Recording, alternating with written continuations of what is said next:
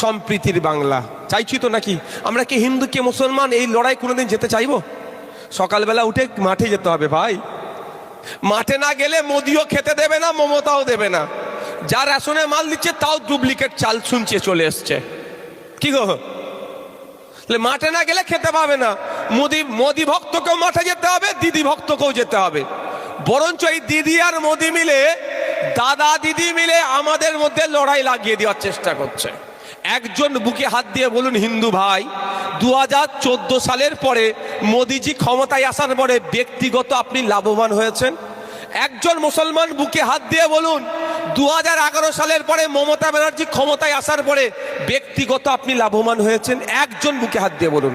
তবে ওরাই বলতে পারবে যারা বিধবা ভাতা থেকে কাটিং করে, যারা বার্ধক্য ভাতা থেকে কাটিং করে খায়, যারা আবাস যোজনা থেকে কাটিং করে খায়, যারা এই কৃষকের যন্ত্রপাতিগুলো যেগুলো ব্লকে আসে লুট করে নেয়, তারা শুধু বলতে পারবে দিদি তাতে আমলে আমি খুশি হয়েছি।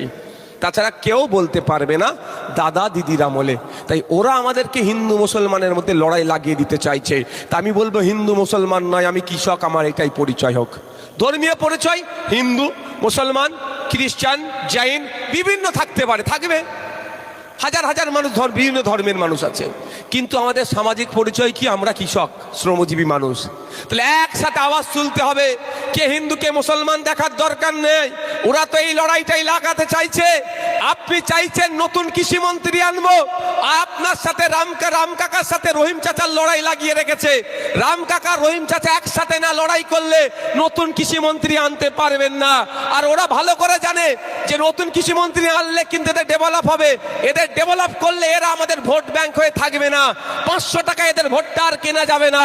এদের মাথার উপরে যে টাকা আছে সেটা লুটা যাবে না। সেই জন্য রাম আর রহিমকে এক জায়গায় থাকতে দিতে চাইছে না, এরা আলাদা করে দিতে চাইছে। আমি আপনার কৃষকদেরকে বলবো, যদি আপনাদের সেক্টরে ডেভেলপমেন্ট চান, আপনাদের মাসিক গড়াই বাড়াতে চান, তাহলে 2026 সাল আসছে, আপনারা রাম রহিম এক হয়ে যান। সামাজিক পরিচয়কে এগিয়ে নিয়ে চান, ধর্মীয় পরিচয় মন্দিরে থাকবে, মসজিদে থাকবে, ধর্মস্থানে থাকবে, দিলেতে থাকবে, তার কোনো বিতর্ক নাই। কিন্তু সামাজিক পরিচয় আপনি কৃষক, এক জায়গায় থাকুন। রাম রহিম এক জায়গায় থেকে নতুন কৃষি মন্ত্রীকে নিয়ে আসবো, এই শপথ আপনারা নেন, তাহলে আপনাদের ডেভেলপ হবে। না হলে ওরা চাই সবসময় ভাগ করে রাখতে। ভাগ করলে সুবিধা তো ওদের। শুভেন্দু অধিকারী মমতা ব্যানার্জির খুব ভালো সাক্ষাৎ, বিধানসভায় ডেকে চা খাইয়েছে।